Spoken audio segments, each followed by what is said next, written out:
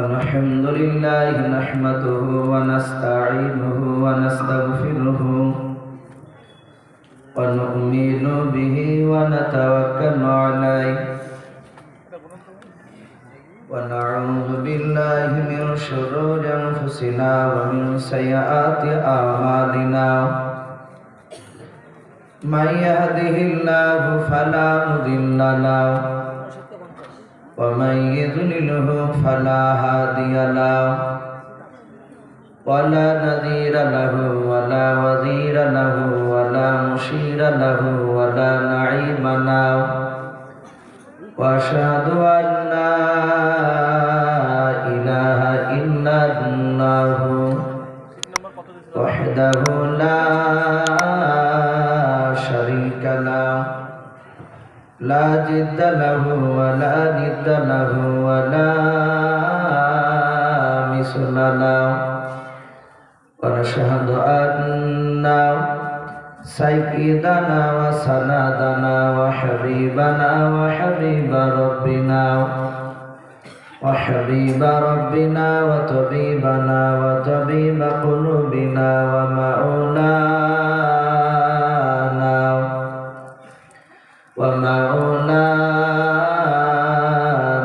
محمدا عبده ورسوله أعوذ بالله من الشيطان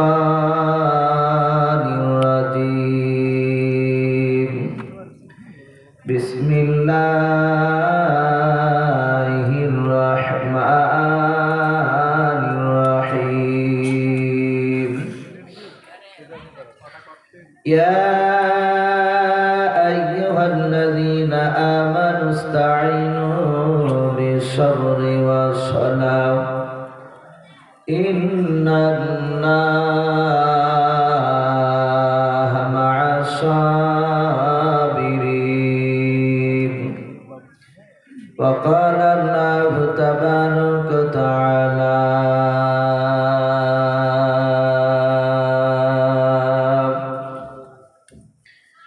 يا أيها الذين آمنوا وآمنوا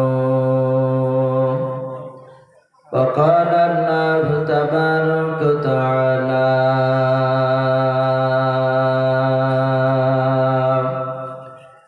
وعن أبي هريرة قال النبي صلى الله تعالى عليه وسلم اجتنبوا سبع الموبقات قالوا يا رسول الله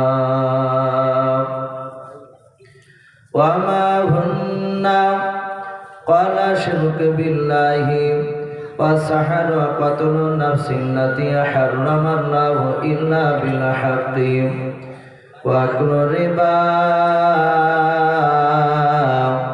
وأكل مال اليتيم وتولي المزافي وقذف المحسنات المؤمنات الغافلات متفق عليه أو كما قال عليه الصلاة والتسليم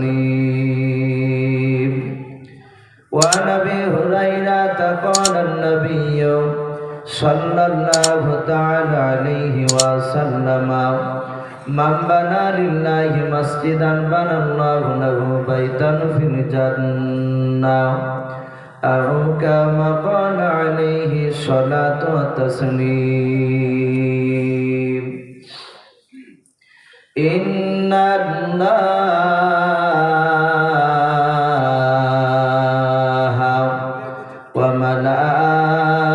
وملائكته يصلون على النبي يا أيها الذين آمنوا صلوا عليه وسلموا تسليما محبت شما درود ابراهيم پڑھنا اللهم صل على محمد وعلى آل محمد كما صليت على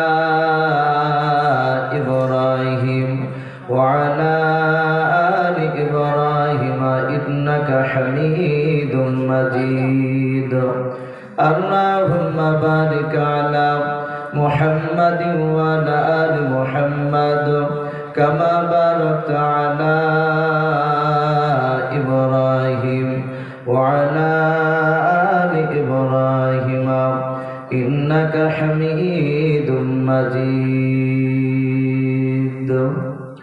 صلى الله تعالى عليه وسلم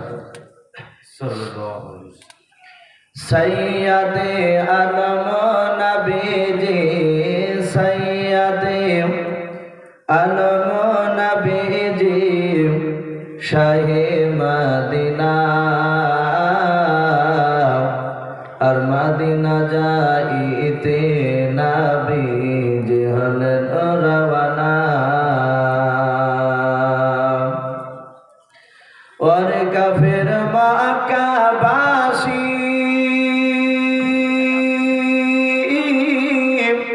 नबीजी के मरब बोले ओई घिरे बसिले আমার নবীর পায়ের জোতার সমান নবীর পায়ের জোতার সমান হতে পারবে না আর মদিনা যাইতে নবীজি হলেন রওয়ানা সৈয়দে আলম নবীজি সৈয়দে আলম নবীজি শাহ মদিনা আর মদিনা যাইতে নবীজি হলেন রওয়ানা নবী বলেন হযরত আলী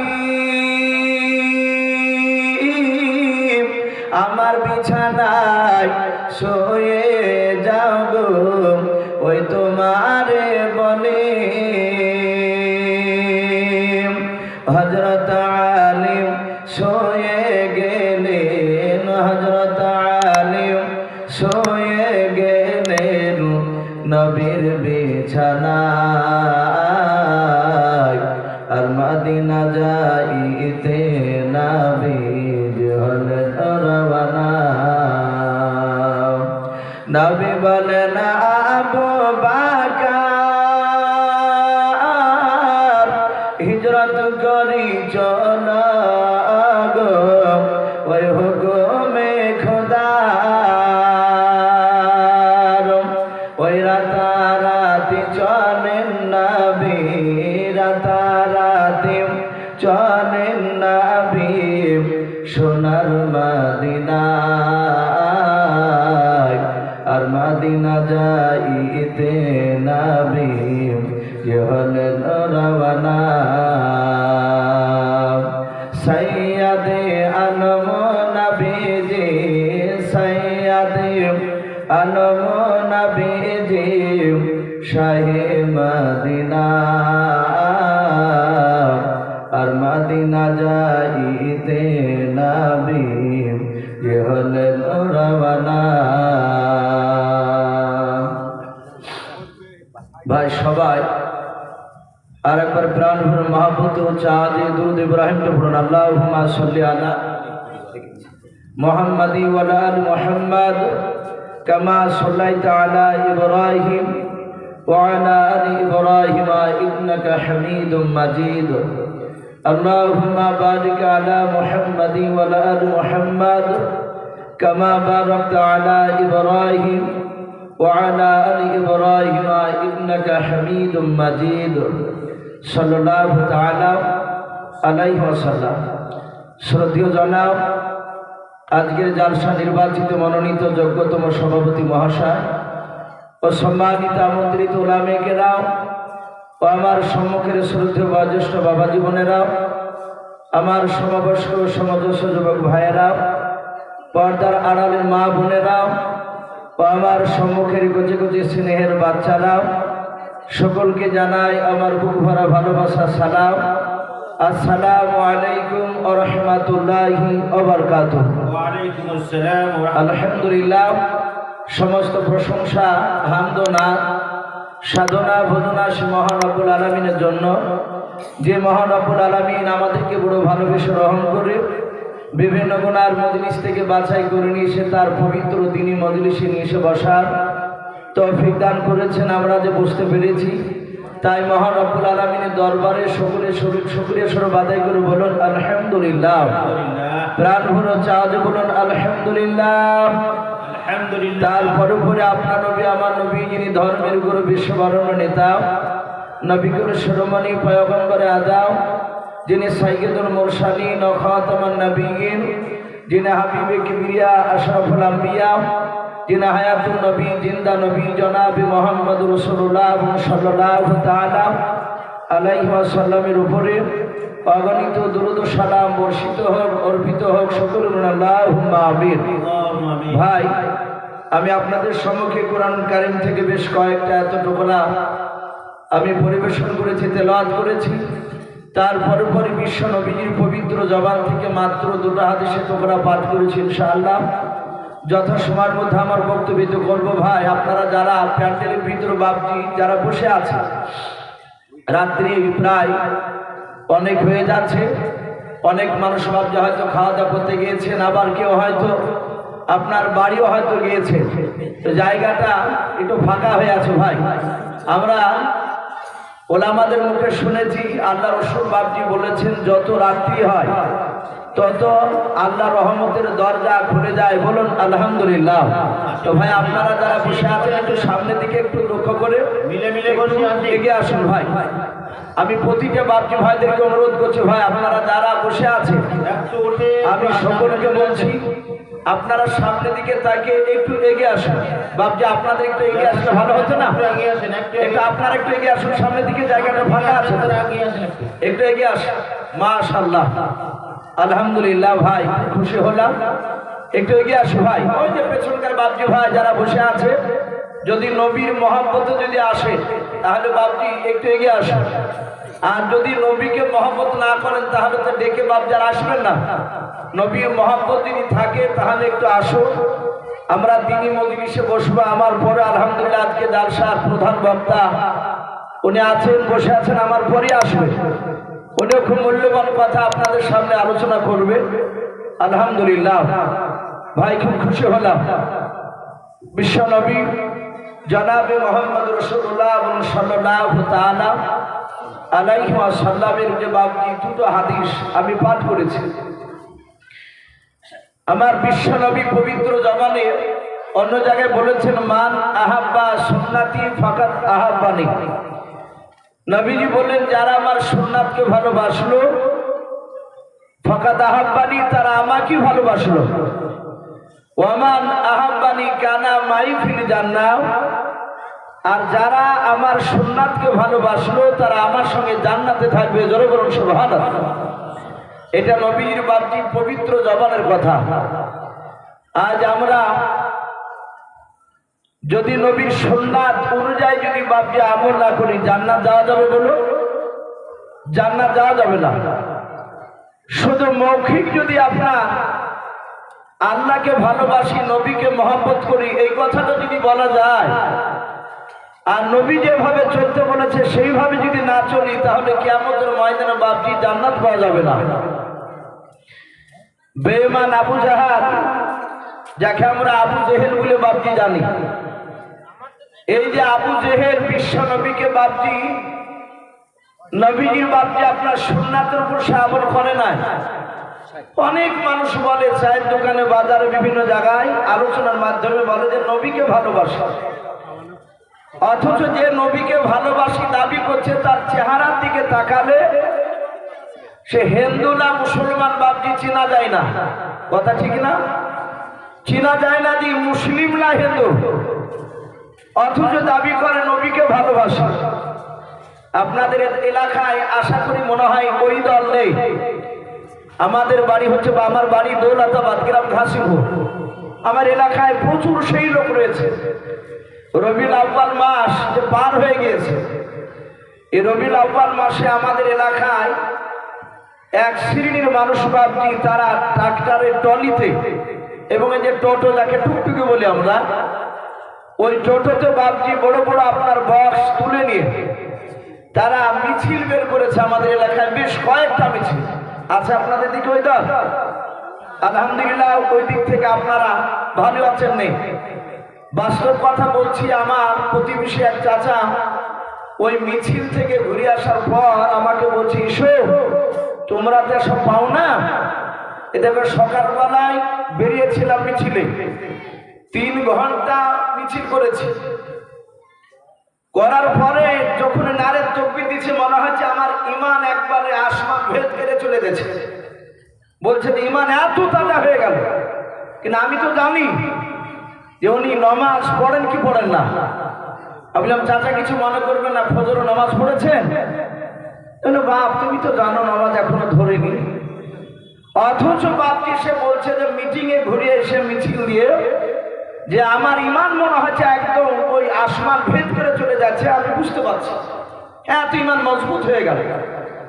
বাপজি আমার সোনা লালেরা, নবীকে শুধু ভালোবাসি এতটুক যদি বলে জান্নাতের যদি আশা করা যেত, তাহলে নবীজির আপন চাচা আবু তালিব নাম শুনে নাই? এই আবু তালিব বাপজি সে জান্নাতি না জাহান্নামী? একটু জোরে বলুন। সে জাহান্নামী। এই আবু তালিব বিশ্ব নবীর বাপজি সব কথা মানে নাই, অথচ নবীজিকে এত ভালোবাসত আবু তালিব। আমার বিশ্ব নবী বলেছেন গোটা পৃথিবীর মানুষের মহব্বত একদিকে, আর আমার চাচা আবু তালিবের মহব্বত অপর দিকে দিলে আমার চাচা আবু তালিবের মহব্বতের পাল্লা ভারী হবে। বলুন আলহামদুলিল্লাহ। এত ভালোবাসত।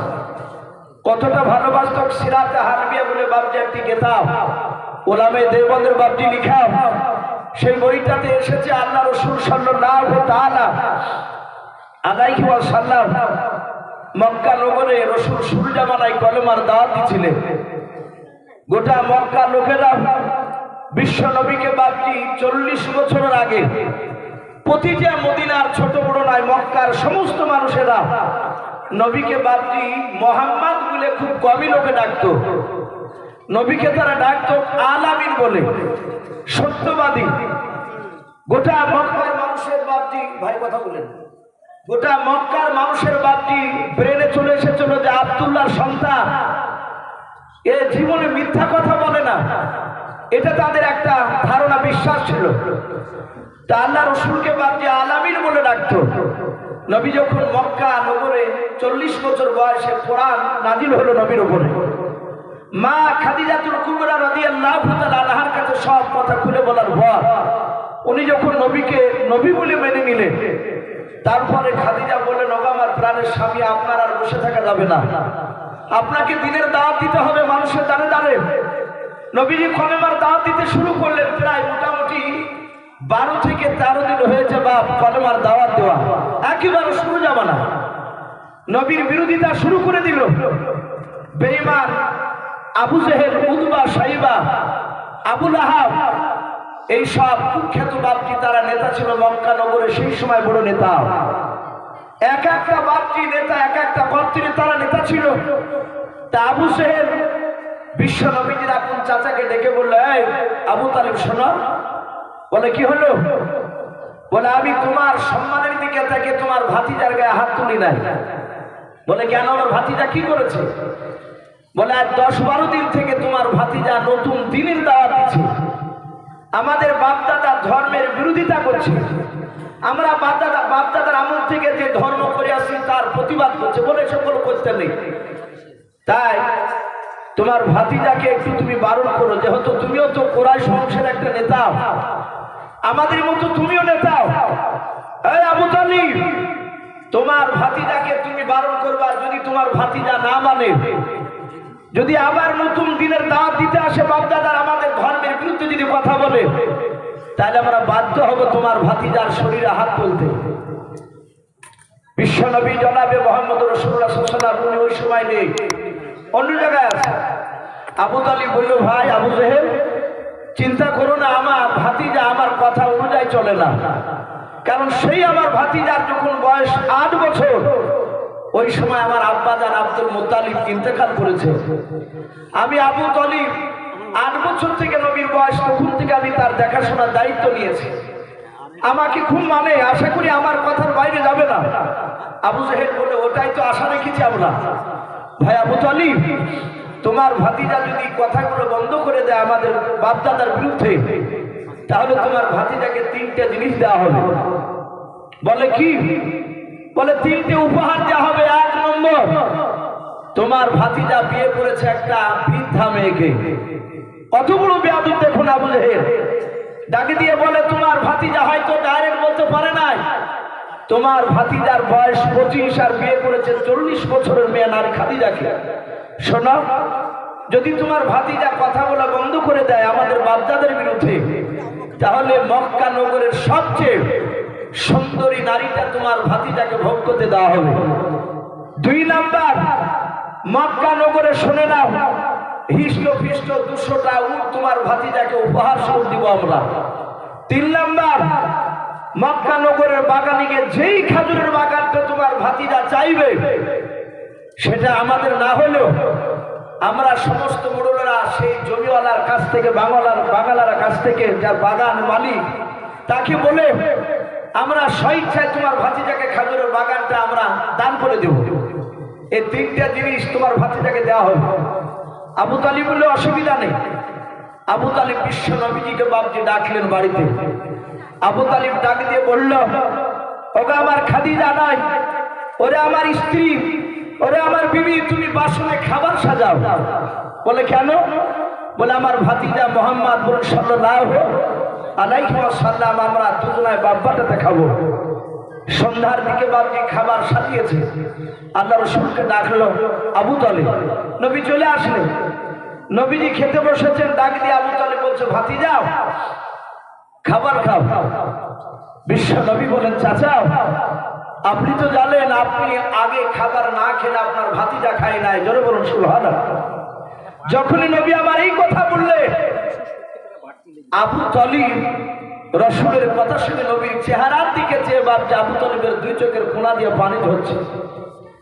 আল্লাহর নবী জনাবে মুহাম্মদ রাসূলুল্লাহ সাল্লাল্লাহু তাআলা আলাইহি ওয়াসাল্লাম, আমার নবী ডাকতে বলেন, চাচা আপনি আমার মুখের দিকে চেয়ে কেন আপনার চোখে দিয়ে পানি পড়ে, একটু বলার। আমার বিশ্ব নবীর কথা শুনে আবু তালিব ডাক দিয়ে বলেছিল, ভাতিজা শুনে নাও। ওরে ভাতিজা, মক্কা নগরের বড় বড় নেতারাও, আবু জেহেল, উতবা, সাইবা, আবু লাহাব, আবু সুফিয়ান, এরা আমাকে দিনের বেলা ডাক দিয়ে তোমার বিরুদ্ধে কয়েকটা অভিযোগ আমার দরবারে দায়ের করেছে। ওরে ভাতিজা শোনো না, এত তোমাকেই ভালোবাসি বেটা। নবীজি বলেন, চাচা আপনাকে তো আমিও ভালোবাসি। ওগো চাচা, আপনাকে তো আমি এখন কোনো আঘাতজনক কথা বলি নাই, আমি আপনাকে এমন কোনো দুঃখজনক কথা বলি নাই। শুধু বলেছে, চাচা আপনি আগে খাবার না খেলে আপনার ভাতিজা কোনোদিন আগে খাবার খাই না। ওগো চাচা এই কথাটা বলেছে, আর আপনি কেন আমার দিকে চেয়ে চেয়ে কান্না করেছেন বলার? আবু তালিব ডাক দিয়ে বলেছিল, ভাতিজা। আবু জেহেল আমার সামনে বলল, গো আবু তালিব ভাই, তোমার সম্মানের দিকে তাকিয়ে তোমার ভাতিজাকে আমরা হাত উঠাই না। তোমার ভাতিজা যদি তোমার কথা মোতাবেক যদি না চলে, তোমার কথার বাইরে যদি চলে যায়, আমরা বাধ্য হব তোমার ভাতিজাকে মারতে। ওরে আমার ভাতিজা, তোমাকে মক্কার বেঈমানেরা মারতে চেয়েছে। আল্লাহ রাসূল ডাক দিয়ে বলেন, চাচা কেন আমাকে মারতে চেয়েছে একটুখানি বলো। বিশ্ব নবীজিকে ডাক দিয়ে আবু তালিব বলেছিল, ভাতিজা তুমি নাকি আমাদের বাপদাদার ধর্মের বিরুদ্ধে কথা বলছো। আল্লাহর নবী বলেন, চাচা আপনি কি শোনেন নাই? বলে, ভাতিজা আমি 10-12 দিন থেকে শুনেছি তুমি নাকি নতুন একটা দিনের দাওয়াত দাও। ওই দিকে আমি অত গুরুত্ব দিয়েছিলাম না। আজ আমি তোমাকে বারণ করেছি, বাবা তুমি আগামীতে জানো নতুন ধর্মের কথা প্রচার করবা না। আল্লাহর নবীজিকে ডাক দিয়ে বলেন, ভাতিজাও যদি তুমি দিনের দাওয়াত দিন বন্ধ করে দাও, আমাদের বাপদাদা ধর্মের যদি বিরুদ্ধে কথা বলে বন্ধ করে দাও, ওরে আমার ভাতিজা মক্কার লোকেরা 3টা উপহার তোমাকে দেব বলেছে।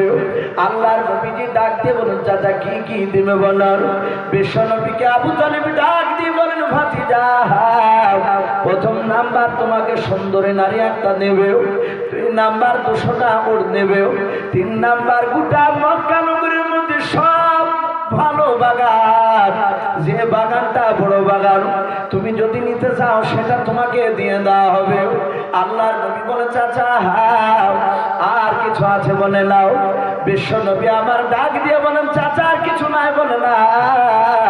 ওগো চাচা আমি আপনাকে সাক্ষী রেখে খুদার কসম করে বলি চাচা, মক্কার মানুষেরা শুধু ওই 3টা উপহার গেল, যদি আসমান থেকে যদি সূর্য যদি পেড়ে নিয়ে এসে যদি আমার ডান হাতে দিয়ে দেয়, আসমান থেকে যদি চাঁদ নিয়ে এসে আমার বাম হাতে দিয়ে দেয়, ও বাবা চাচা আপনাকে সাক্ষী রেখে খোদার কসম কেন বলি আমি সত্য কথার দাওয়াত দিতে গিয়ে পিছু হটবো না। জোরে বলুন সুবহানাল্লাহ।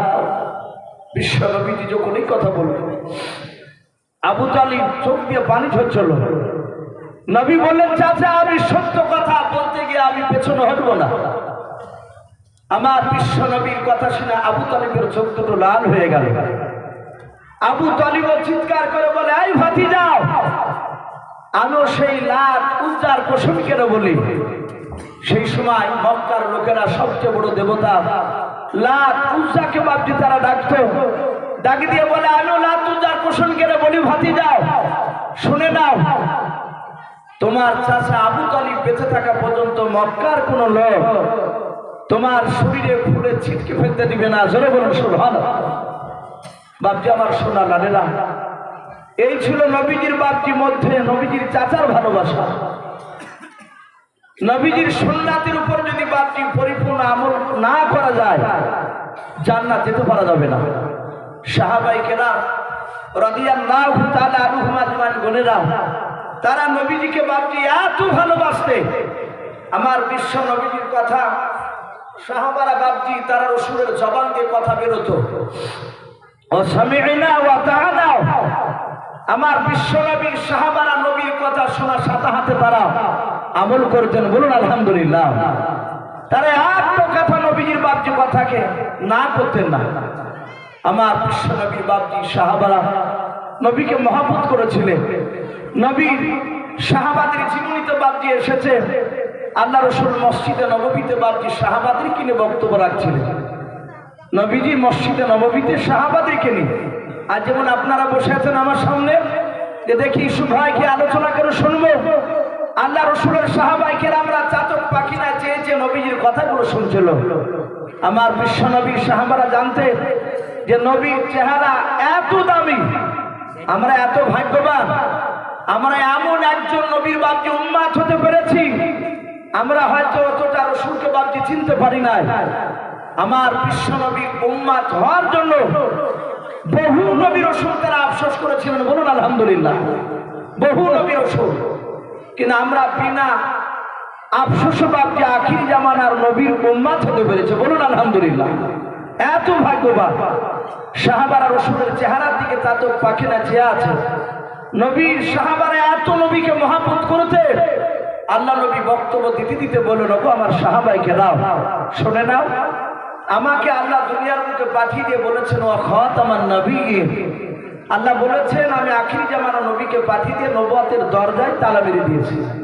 আমাদের কোনো আকীদা আছে যে নবী আসবে? বলো, দুনিয়াতে কিয়ামত পর্যন্ত কোনো নবী আর আসবে এটা আমাদের আকীদা নয়।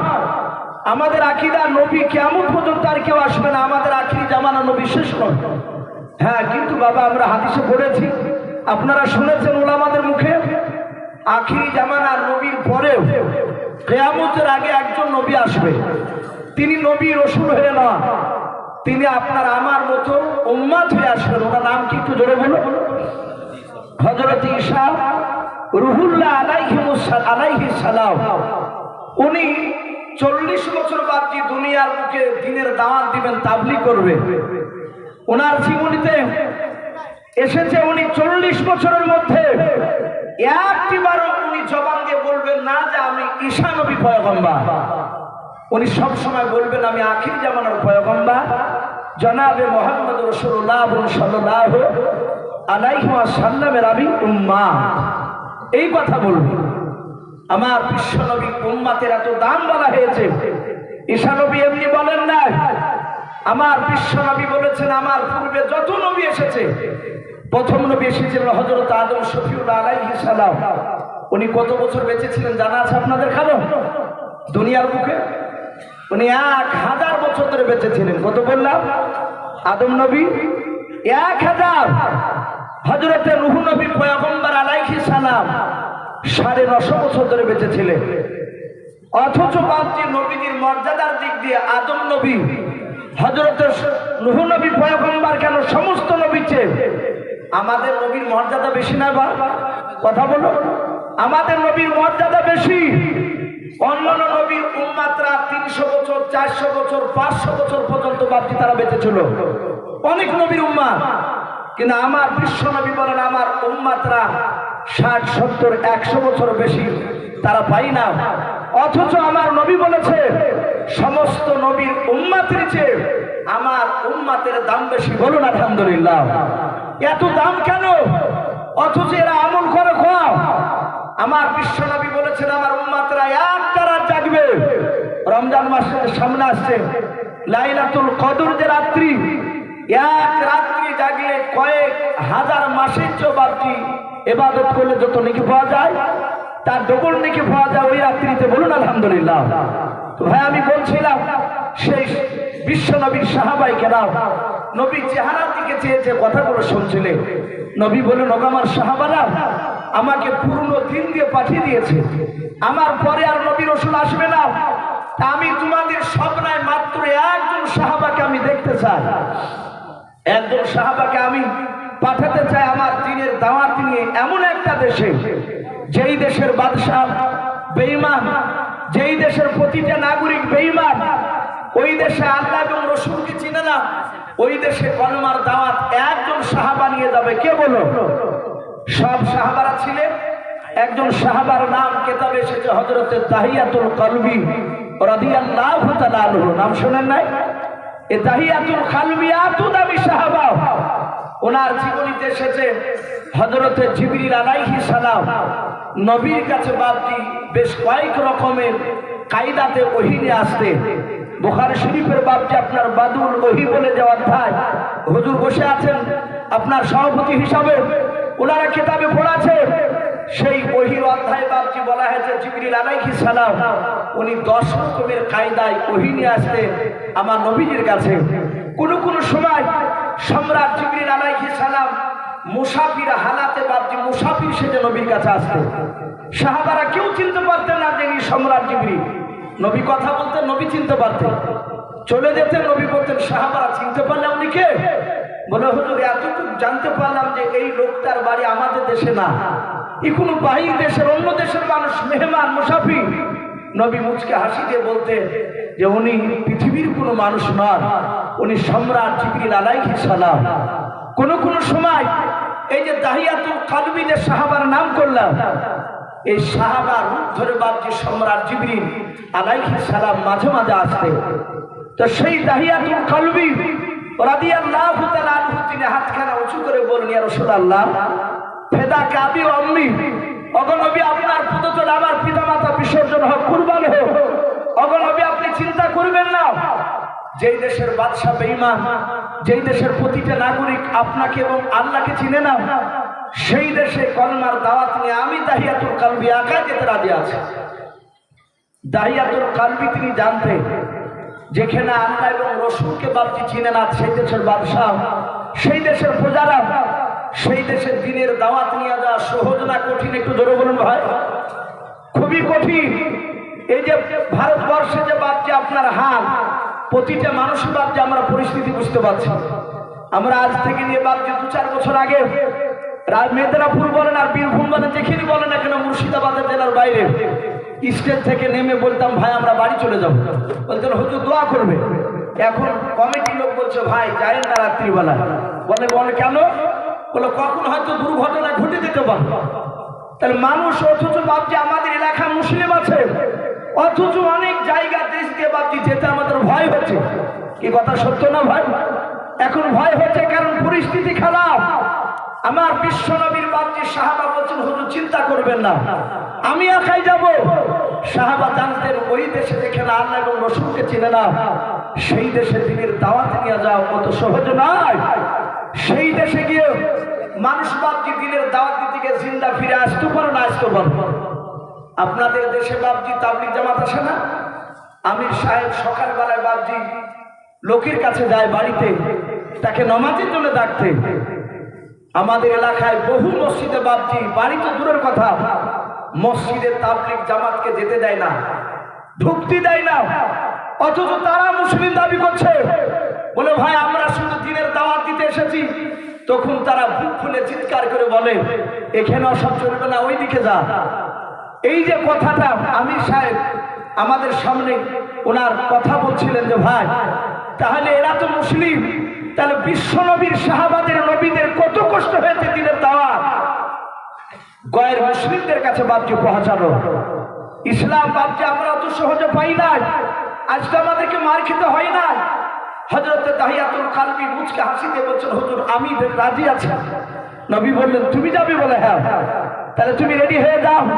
বলে হুজুর তাহলে আপনি কিভাবে আমাকে যেতে হবে একটু বলে দেন। বিশ্ব নবী বললেন, আমি তো লেখাপড়া জানি না। নবীজি লেখাপড়া জানতেন? নবী লেখাপড়া কারো কাছে করেননি। বিশ্ব নবী একজন সাহাবাকে ডাকলেন, হযরত আব্দুল্লাহ বিন মাসউদ রাদিয়াল্লাহু তাআলা আনহুকে দেখে বলেন, সাহাবা আমি জবান দিয়ে যেটা বলবো সেটা তুমি কলম দিয়ে তুমি লিখো। হযরতে সাহাবা উনি লিখতে শুরু করলেন। নবীজির বাপজি জবানি আর সাহাবা লিখনে লেখা হয়ে গেল। নবী যা যা বলেন সব লিখলেন।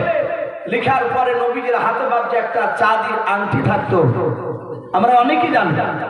নবী চাঁদির বাপজি একটা আংটি ব্যবহার করতেন, 4 আনা। আজ আমাদের অনেক বাপজি ভাইদের হাতে দেখা যায় চাঁদির তো থাকি, দেখা যায় পিতলের শীতে বালা পর্যন্ত ভরা থাকে। অনেক দেখছি বাপজি মানুষ নামাজি, অথচ তার 3-4 আঙ্গুলে বাপজি বালা। বলে ভাই এটা কিসের? বলে তামা। বলে ওরা রেখেছেন কেন? বলে শরীর খারাপ হয় তখন এই তামাতে দেখলে বোঝা যায়, একটু কালচে কালচে ভাব হয়। অথচ শরিয়াতের দিকে তাকায় না যে চাঁদি বাদ দিয়ে পিতল তামা ব্যবহার করা যাবে কিনা। বাপজি আমার সোনা লালেরা, আমার বিশ্ব নবী রহমাতুল লিল আলামিন চাঁদির আংটিতে বাপজি লেখা ছিল মুহাম্মদ বিন আব্দুল্লাহ। নবীজির আংটিতে লেখা ছিল। কোন কোন উলামে কেরাম বাপজি লিখেছে যে চাঁদিতে লেখা ছিল ওই আংটির উপরে আবার নিচে লা ইলাহা ইল্লাল্লাহু মুহাম্মাদুর রাসূলুল্লাহ সাল্লাল্লাহু আলাইহি ওয়াসাল্লাম। কিন্তু বেশিরভাগ উলামারা লিখেছেন যে মুহাম্মদ বিন আব্দুল্লাহ এটাই লেখা ছিল। আমার বিশ্ব নবী কালিতে বাপজি আংটিটিকে ডুবিয়ে দিয়ে চিঠির নিচে বাপজি ইস্টা মেরে দিলেন। মেরে দেওয়ার পরে নবীজি কাগজটা ভাঁজ করে বললেন, ওগো দাহিয়াতুল কালবি যাও তুমি চিঠিটা নিয়ে চলে যাবা। বলে নবী কোন দেশে যাবো? সে দেশটার নাম তো বললেন না। নবীজি বললেন দেশটা রোম দেশ। আর রোম দেশের সম্রাট, আমরা যারা বাংলা বুখারী শরীফ পড়েছি, এমনি যারা আরবি বুখারী বাপজি যারা পড়তে জানেন তারা ওনার নাম শুনেছেন বাদশাহ হিরাক্লিয়াস। ওই বাদশার নাম করা হলো যে রোম দেশের সম্রাটের কাছে গিয়ে তুমি হিকমতের সহিত এই চিঠিখানা পৌঁছাবে এবং হিকমতের সহিত কথা আলোচনা করবে। শুনে নাও সাহাবা, রোম দেশের সম্রাট অত্যন্ত বুদ্ধিজীবী বাদশাহ। নবীজি ওই বাদশার কয়েকবার তার প্রশংসা করেছেন বুদ্ধি। বলে সাহাবা, রোম দেশের সম্রাটের কাছে 24 ঘন্টা রাতে দিনে মিলে দিনের বেলায় 5000 মানুষ তাকে পাহারা দেয়, তার সবাই বসে থাকে। তারা সকাল থেকে নিয়ে সন্ধ্যা পর্যন্ত তারা 5000 লোক থাকে। এই 5000 যখন চলে যায় তখন সন্ধ্যা থেকে আবার সকাল পর্যন্ত আবার 5000 লোক রাত্রিবেলাতে বসে থাকে। আর বাদশাহ এত চালাক, ও যখনই কোনো কাজ করতে যায় তখন তার 5000 শ্রোতা নিয়ে তার প্রজাদেরকে নিয়ে সে আলোচনা করে, মাসরা অনুযায়ী কাজ করে। এই যে এখানে জালসা হচ্ছে ভাই গঙ্গাপুরে, নিশ্চয় এটা তো মাসরা অনুযায়ী হচ্ছে। তাই উনি খুব বুদ্ধিজীবী, তার কাছে হিকমতের সহিত কথা আলোচনা করবে। অনেকেই চিন্তা করছেন যে হিকমতের সহিত কিভাবে কথা বলা, আমরা অনেকেই জানি না। দেখবেন একটা যুবক ছেলে মসজিদে নামাজ পড়তে যায়, আলহামদুলিল্লাহ এখন একটা নতুন জিনিস দেখা যাচ্ছে, বয়স করছে এখন যুবক ছেলেরা মুসল্লি বেশি নাই মসজিদে। আজ থেকে বাপজি আপনার 20 বছর বছর আগে এত যুবক ছেলেরা মুসল্লি ছিল না। তো যুবক ছেলে বাপজি অনেকে নামাজ পড়ে 2 মাস 4 মাস পড়ার পর আবার দেখা যায় মসজিদে অনেকে ছেড়ে দেয়। আমরা কি করি, যদি ছেলেটাকে 1 মাস যদি মসজিদে যেতে না দেখি, 1-8 মাস গিয়েছে হয়তো, দেখা হলো যে এই বাবা মসজিদে যাচ্ছিস না কেন, তখন ছেলেটা যে কোনো একটা অজুহাত দেখাবে, তো বলে চাচা আমার শরীর খারাপ, আমি এই জন্য যেতে পারি। তখন আমরা অনেকে কি বলি, হ্যাঁ হ্যাঁ আমার জানতাম তুই 5 ওয়াক্ত নামাজ 12 মাস পড়তে পারিস। এই যে কথাটা, এটা হিকমতের সহিত কথা নয়।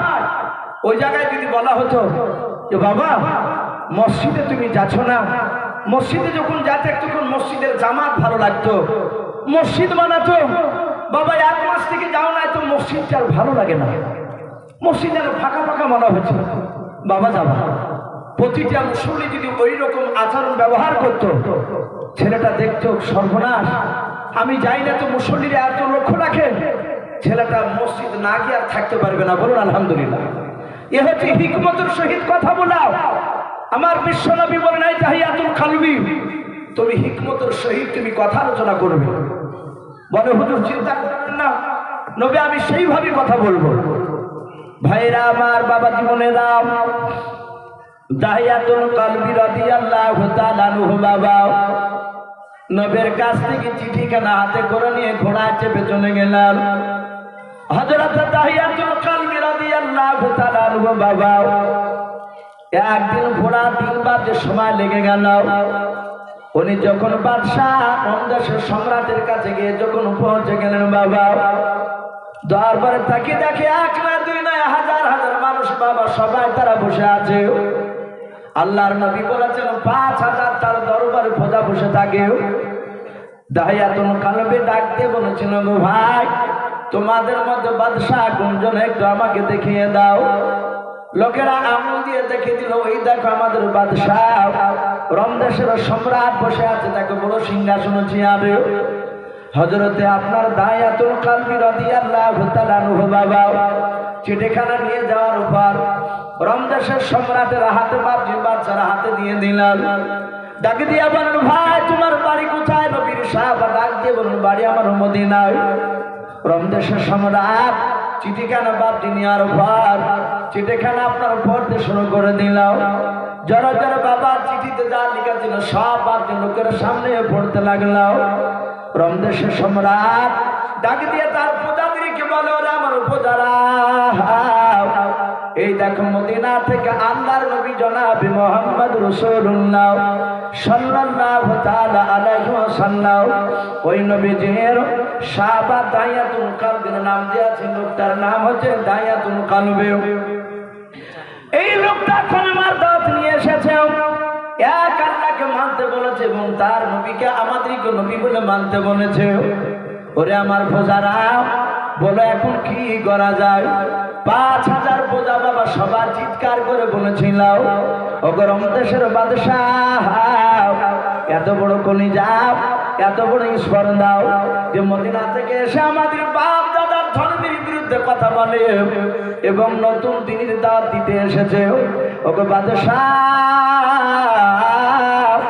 এই তাহিয়াতুল কালবিকার জিন্দা ফিরে যেতে দেওয়া যাবে না, একে এখনই তাজা জবাই করে দাও। রমদেশের সম্রাট কথাগুলো শোনার পর ডাক দিয়ে বলল, ভাই শুনে নাও প্রজারা, আমি তোমাদের বাদশাহ বলে হাও বলে আমার প্রজারা কেউ জানার হইচই করবা না, উত্তেজিত হবা না, সবাই মিলে চুপচাপ বসে যাও। সবাই মিলে বাকি তারা বসে গেল, কথা আর কেউ বললো না, কারণ বাদশাহ বারণ করেছে। বাদশাহ ডাক দিয়ে বলে, ওরে তাহিয়াতুল কালবি তোমার নাম বলে হাও, তোমার বাড়ি কোথায়? বলে আমার বাড়ি হচ্ছে মদিনায়। বলে ভাই তুমি যা কি জামানার নবী পয়গম্বর জনাবে মুহাম্মদ রাসূলুল্লাহ সাল্লাল্লাহু তাআলা আলাইহি ওয়াসাল্লামের যে দিনের দাওয়াত নিয়ে এসেছো, এই তাহিয়াতুল কালবি একটু ভালো করে তুমি বলো, তোমাদের নবী মদিনার কোন গ্রামে জন্ম নিয়েছে? তার আব্বার নাম কি একটু বলে দাও। তার মার নাম জানো? বলে হ্যাঁ জানি। বলে কোথায় জন্ম নিয়েছে? আল্লাহর নবীর সাহাবা তাহিয়াতুল কালবি বলে, ওগো রমদেশের বাদশাহ আমাদের নবী যে মদিনার কোন গ্রামে জন্ম নেয় নাই, রোম দেশের সম্রাট কথাটাকে বাবাকে আজ করে নাও, ডাকতে বলেন কোথায় জন্ম নিয়েছো বলাও। তুমি তো এখন বললে মদিনা থেকে কলমার দাওয়াত নিয়ে এসেছে, নবীজি মদিনাতে আছে। আমি বলেছি মদিনার কোন গ্রামে জন্ম নিয়েছো বলাও, তুমি গ্রামের নামটা একটু ভালো করে বলে দাও। ডাকতে বলেন গো বাদশাহ, আমাদের নবী মদিনাতে জন্ম নেয় নাই। বলে কোথায় জন্ম নিয়েছে? বলে আমাদের আকা কামলিওয়ালা মুহাম্মদ রাসূলুল্লাহ সাল্লাল্লাহু আলাইহি তিনি জন্ম নিয়েছেন মক্কা নগরে। বলুন সুবহানাল্লাহ। রোম দেশের সম্রাট বলে মদিনা থেকে মক্কা অনেকটা দূর, মক্কাতে জন্ম নিয়েছে তোমার নবী? বলে হ্যাঁ। বলে মক্কাতে জন্ম নিয়েছে, তাহলে উনি মক্কা থেকে মদিনাতে কেন গেলে? উনি মক্কাতে কেন উনি থাকলেন না? বলো। হযরত দাহিয়াতুল কালবি ডাক দিয়ে বললেন ওগো বাদশাহ, আমার নবীকে মদিনার নাই মক্কার লোকেরা চিনতে পারে নাই, তারা অত্যাচার শুরু করেছিল। আল্লাহর হুকুমে বিশ্ব নবী মক্কা থেকে মদিনা চলে গিয়েছে, এখন উনি বর্তমান মদিনাতে আছে, আর জন্ম নিয়ে অনেক দিন ধরে মক্কাতে ছিলেন। আমার বিশ্ব নবী জনাবে মুহাম্মদ রাসূলুল্লাহর কথা রোম দেশের সম্রাট বললো মক্কাতে কত বছর ছিলেন? ডাক দিয়ে বললেন দাহিয়াতুল কালবি যে আমার নবী মক্কাতে এক নয় দুই নয়, আমার বিশ্ব নবী মক্কাতে 53 বছর ছিলেন। ক বছর বললাম?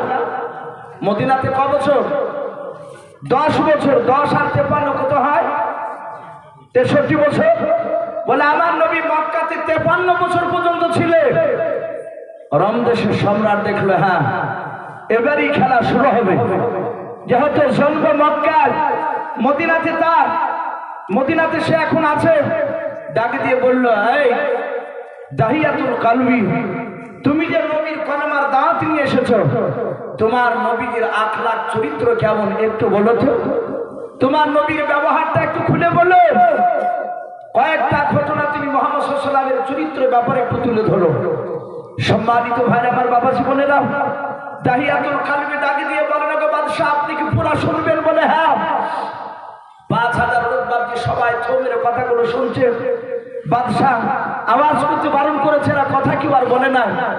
ডাক দিয়ে বলেন বাদশাহ, মক্কার লোকেরা যখন রাসূলুল্লাহকে চিনতে পারলো না, মক্কার লোকেরা যখন এমন ভাবে অত্যাচার শুরু করলো, নবী যে আল্লাহর হুকুমে মক্কা থেকে মদিনায় চলে গিয়েছিলেন।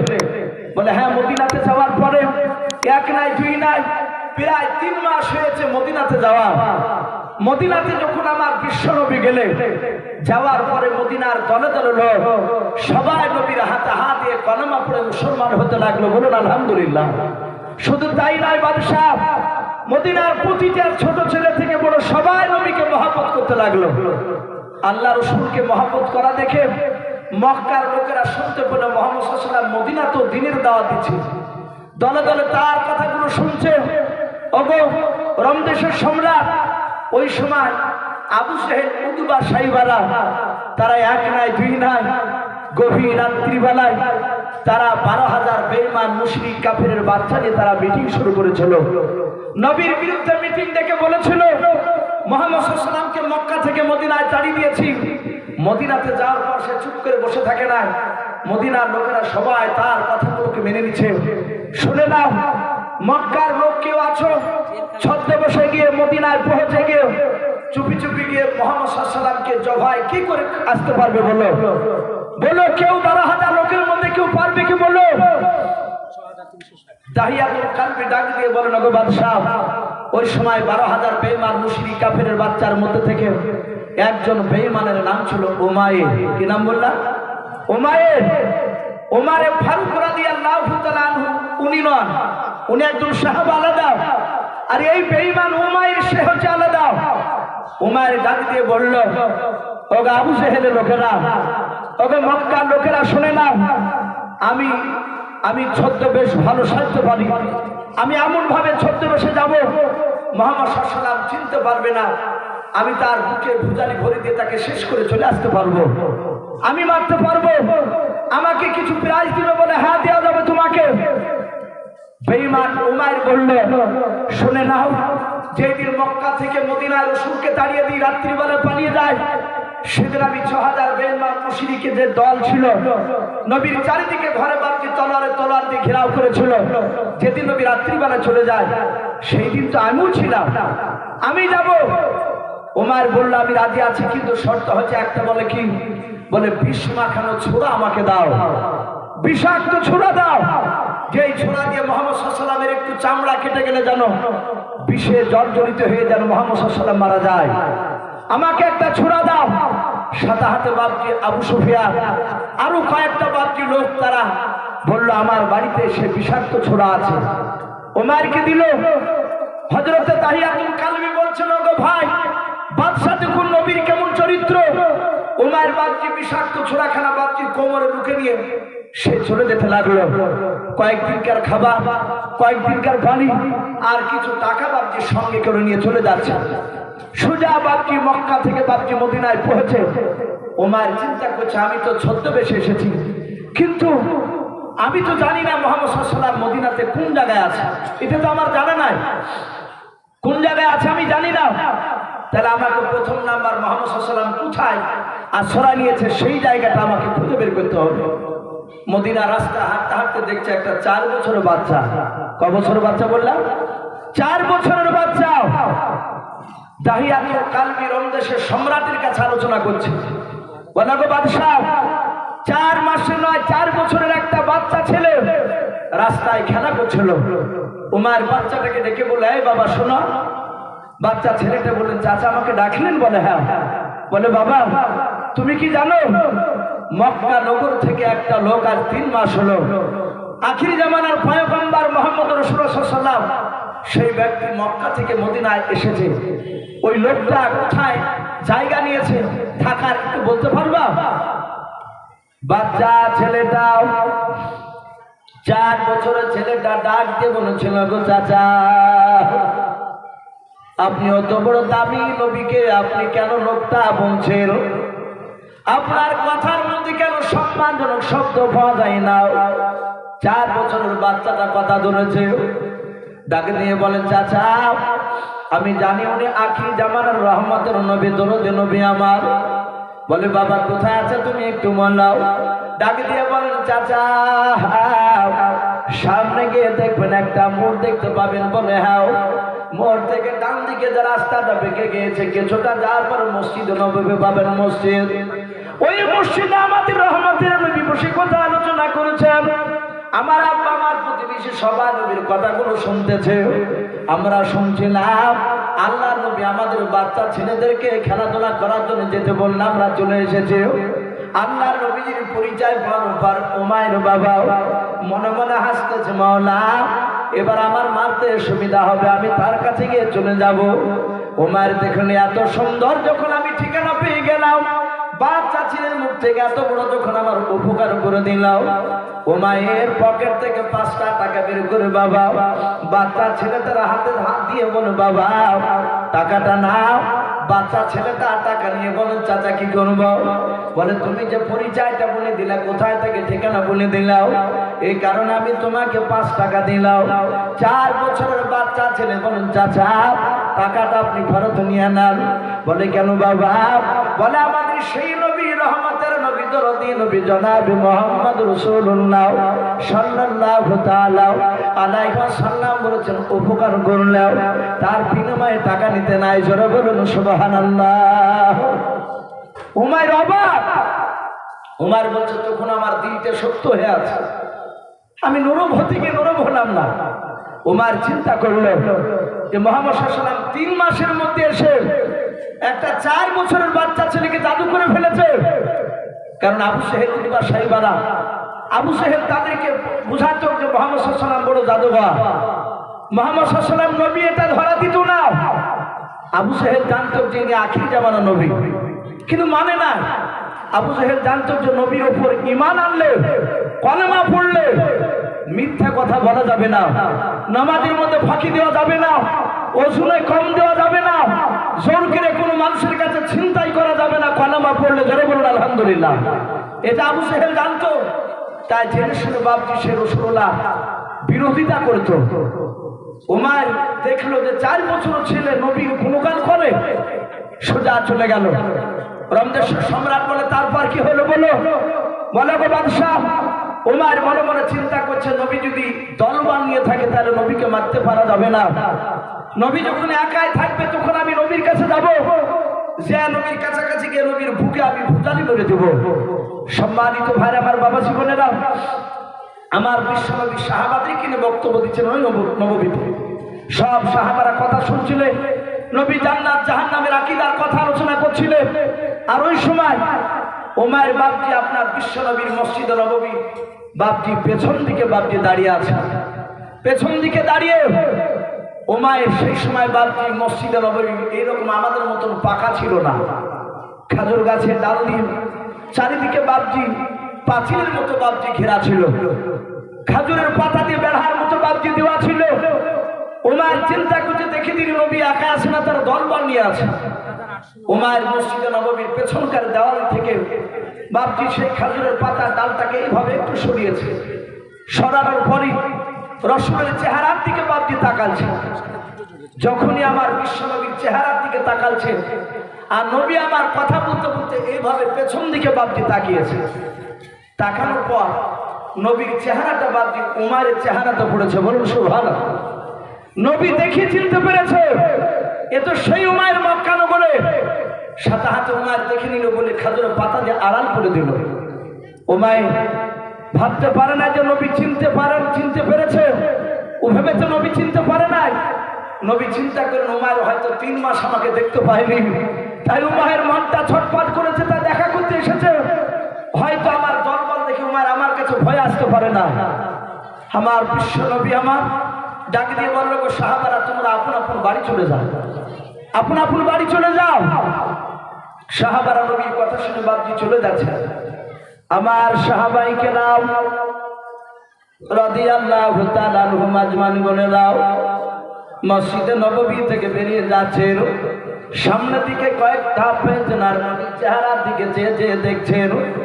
আল্লাহর নবী বললেন, সাহাবারা, তোমরা অমন করে আমার দিকে কেন তাকাচ্ছো বলাও? সাহাবাই কেরাম বলেন, নবী যে আপনাকে এত ভালোবাসে নবী গাও, আপনাকে ছেড়ে আমাদের মন চায় না কোথাও যেতে নবী গাও, কিন্তু আপনি আমাদেরকে বাড়ি যেতে বলেছেন তাই আমরা বাড়ি যাচ্ছি। আল্লাহর নবী বলুন, সাহাবারা, মসজিদে নববীর ভিতরে কেউ দাঁড়াবা নাও, সবাই মিলে আপন আপন বাড়ি চলে যাও, কিছুক্ষণ পর তোমরা আসবাও। সাহাবারা বাপজি বাড়ি চলে গেলেন। দয়ার নবী আমার দেখলেন কোন সাহাবার মসজিদে নববীতে নাই। নবী আমার পেছন দিকে এইভাবে বাপজি মুখটা ঘুরে নিয়ে ডাক দিয়ে বলুন, ওরে আমার ওমর ভাই, মসজিদে নববীর পেছন দিকে দাঁড়িয়ে থেকে নাও। ওরে আমার ওমর ভাই, এবার তুমি সামনের দিকে আসো। হযরত বাপজি আপনার বিশ্ব নবীর কথা শুনে ওমর বেঈমান, উনি আবার খেজুরের পাতা বাপজি ফাড়ি দিয়ে দেখলো নবী একা আছে, কার কাউকে দেখতে পাওয়া যায় না। আল্লাহ রাসূলের বাপজি দরজা দিয়ে সামনে দিয়ে যখন বাপজি পা দেয় মসজিদে নববীতে বাপজি প্রথম পা ভরে দিয়াও। ওমর মনে মনে চিন্তা করেছে, মনে হয় নবীর সাহাবারা দরজার আড়ালে হয়তো লুকিয়ে আছে, আর দরজার আড়ালে লুকিয়ে থাকলে হয়তো আমাকে মারবে। ওমর ভাই এইভাবে ডান দিকে বাম দিকে তাকাচ্ছে। আল্লাহর নবী ডাক দিয়ে বললেন, ওরে আমার ওমর ভাই, ভয় করিও না, কারণ আমার কোন সাহাবা মসজিদে নববীর দরজার আড়ালে কেউ লুকিয়ে নাই, সবাই মিলে বাড়ি চলে গিয়েছে। হযরত বাপজি বিশ্ব নবীর কথা শুনে ওমর মনে মনে চিন্তা করেছেন, আল্লাহ এই সুযোগটা আমি চাইছিলাম। নবী মনে হয় জানে না আমি তাকে মারতে এসেছি, কারণ বাবা গায়েবের খবর একমাত্র আল্লাহ জানেন। বলুন সুবহানাল্লাহ। জানে না, আল্লাহ ছাড়া কেউ জানে না, বিশ্ব নবী বাপজি জানেন না। আল্লাহ দরুদ নবী আমার ডাক দিয়ে বাপজি বলেন, ওমর ভাই কাছে এসো। ওমর নবীর কাছাকাছি চলে গেল। নবীর কাছাকাছি যাওয়ার পর বাবা যখন আপনার ভুজালি খানা বের করাও কমর থেকে বের করতে যাবে, আর ওই সময় বিশ্ব নবী ডাক দিয়ে বলেন, আমার ওমর ভাই একটু তাড়াতাড়ি বলো, আজ 3 মাস হয়ে গেল আমার আশা। ওরে ওমর ভাই তাড়াতাড়ি বলো, তোমার জনম দক্ষিণ মা কেমন আছে বলো, তোমার আব্বা জানে কেমন আছে বলো। ওরে মায়ের অমক আমার প্রতিবেশী প্রতিবেশী চাচা কেমন আছে একটু তুমি শুনে বলো। বারবার যখন জিজ্ঞাসা করতে লাগলেন নবী আবার ওমর বাবা ছোরাখানা টানতে গেল, টানলেন না। আল্লাহ রাসূল সাল্লাল্লাহু তাআলা আলাইহি ওয়াসাল্লাম বাবা নবীদের বাপ যে চেহারার দিকে চেয়ে বাবা ওমর বাপ যে হাত উঠানা জোর করে ডাক দিয়ে বলেছেন, নবী আপনি মাফ করবেন, আমি আপনাকে চিনতে পেরেছিলাম না। ওগো নবী আপনি আমার আব্বার মার পাড়ার প্রতিবেশীর কথা জিজ্ঞাসা করলেন মনে হয়। ওগো আল্লাহর নবীজি আমি আপনাকে দেখেন ভোজারি নিয়ে মারতে এসেছিলাম, ছোরা নিয়ে মারতে এসেছিলাম। সাথে সাথে নবীজির ব্যবহার দেখে বাপ যার থাকতে পারলো না, কলমা পড়ে মুসলমান হয়ে গেল। জোরে বলুন সুবহানাল্লাহ। আমার বিশ্ব নবী চরিত্র কথা যাহাতে রমদেশের সম্রাটের সামনে বাপজি বলতে শুরু করলেন, বলে গো বাদশাহ এই ছিল নবীজির ব্যবহার। কয়েকটা কথা শোনার পর বাপজি রমদেশের সম্রাটের চোখ দুটো লাল হয়ে গেল। ডাক দিয়ে বলেন, এই শুনে নাও, তাড়াতাড়ি এই তাহিয়াতুল কলবির হাত পা দড়িতে বেঁধে ফেলো, একে বেঁধে দাও। আর আমার দেশ থেকে নয়, আমার সামনে থেকে তোমরা 10টা যুবক, আমার সৈন্যের মধ্যে থেকে 10টা সৈন্য তোমরা এখনই রমদেশের শহরে চলে যাও, বাজারে চলে যাও, গিয়ে ওখানে প্রচার করো গা মক্কার কোনো মানুষ রমদেশে ব্যবসা করতে এসেছে কিনা। কত বড় বুদ্ধিজীবী দেখো। কারণ বিশ্ব নবীর সাহাবা তাহিয়াতুল কলবি প্রশংসা করেছে নবী, আর নবীর জন্মস্থান হচ্ছে মক্কা নগরে। ওখানকার লোক যদি পায় তাহলে সেই লোককে জিজ্ঞাসা করবে নবীর চরিত্রের ব্যাপার মিলাবে। আমি ইউসুফ মাওলানা এই যে একটা গোল জামা বাবজি পরে এসেছি, মাথায় একটা রুমাল বেঁধেছি, হয়তো অনেকে ভাববেন সত্যি মনে হয় ইউসুফ খুব বুজুর্গ আল্লাহ, কিন্তু 1 ঘন্টা আলোচনা শুনে অনেকে ভাবেন বুজুর্গ, কিন্তু বাবজি আমার আসল চেহারা আপনারা জানতে পারবেন না। যদি জানতে হয় প্রকৃতি, যদি সঠিক খবর যদি আপনার নিতে হয় তাহলে আমার গ্রামে গিয়ে খোঁজ নেওয়া লাগবে। পাড়ার প্রতিবেশীকে জিজ্ঞাসা করলি পাওয়া যাবে যে ইউসুফ সাহেব সত্যি তার ব্যবহার কেমন, সে তার বাপ মাকে দেখে কিনা, কি সঠিক খবর পাওয়া যাবে না ভাই।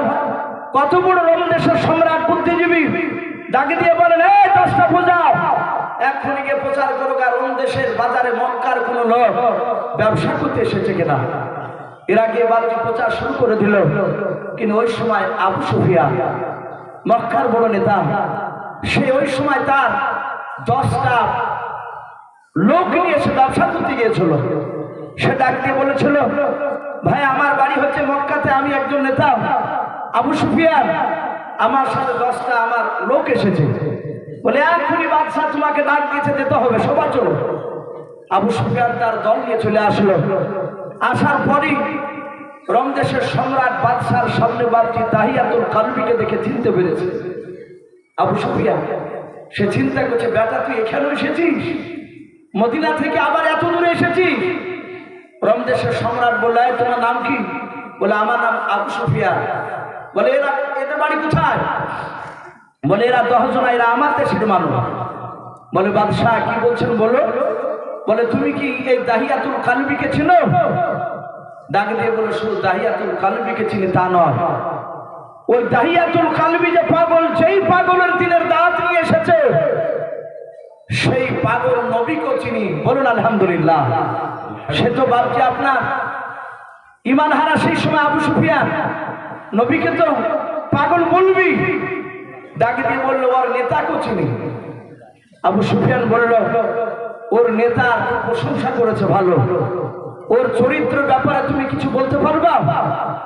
আবু সুফিয়ানের ধারণা যে আমি এমন একটা কথা বলবো সেটা যেন নবীর কথাটা এর কাছে যেন মিথ্যা প্রমাণিত হয়ে যায়, আর মিথ্যা যদি প্রমাণিত হয়ে যায় তাহলে রমদেশের সম্রাট তাহিয়াতুল কলবিকে জবাই করে দেবে, জবাই করে দিবে। তাহলে আমি আনন্দ পাবো, নবীর দিন এখানে আর প্রচার করতে পারবে না। আবু সুফিয়ান আবার চিন্তা করছে, বেটা তো বড় চালাক। এটা আবু সুফিয়ান জানে রমদেশের সম্রাট খুব বুদ্ধিজীবী মানুষ, তার দরবারে মিথ্যা কথা বলতে গেলে ধরা পড়ে যায়, আর যেই লোকটা মিথ্যা কথা বলতে গিয়ে ধরা পড়বে তার সাজা হচ্ছে মৃত্যুদণ্ড। এই চিন্তা করছে, যদি আমি মিথ্যা কথা বলতে গিয়ে ধরা পড়ে যায় তাহলে তোমাকে জবাই করে দিবে। চিন্তা করলো না, আমি মিথ্যা কথা বলবো না, বলবো সত্য।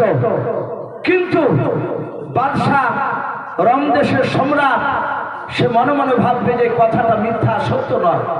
ডাক দিয়ে বলেন, ওগো বাদশাহ, ওদের নবী কত বড় পাগল জানে? বলে জানি না। বলো। বলে ওদের নবী পাগলা। ওকে যারা মানে নবীকে, যে দাহিয়াতুল কালবি এসেছে পাগলা, সবাই তারা পাগল।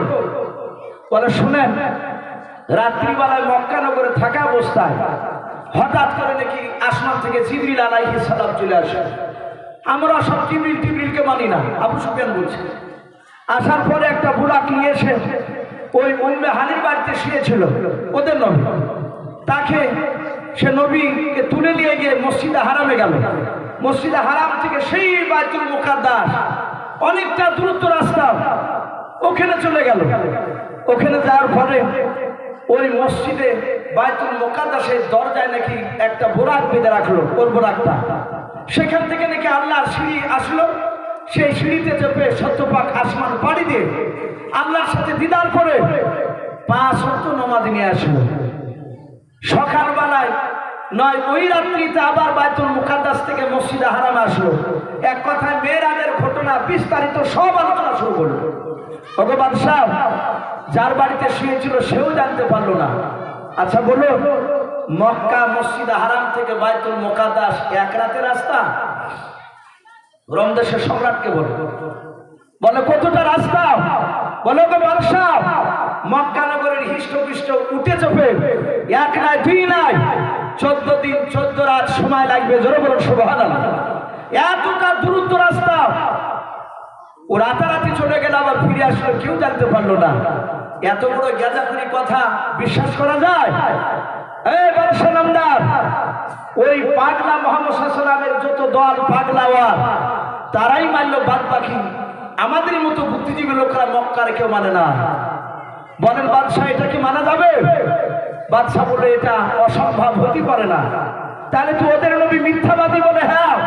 তাহলে দেখুন, নবী যদি মিথ্যাবাদী হয় তাহলে তার ভক্ত এসেছে আপনার দরবারে, তাহলে ই কত বড় মিথ্যাবাদী হতে পারে? আপনি কি জবাই করে দেন? আপনি জিজ্ঞাসা করুন, আমি কথা মিথ্যা বলে আমরা সত্য বললাম। বাদশাহ রোম দেশের সম্রাট বললে, এই কথা ঠিক বলেছে আবু সুফিয়ান? দাহিয়াতুল কালবি বললেন, চুল পরিমাণ মিথ্যা বলে নাই। বলুন আলহামদুলিল্লাহ, উনি ঠিকই বলেছেন। যখনই আপনার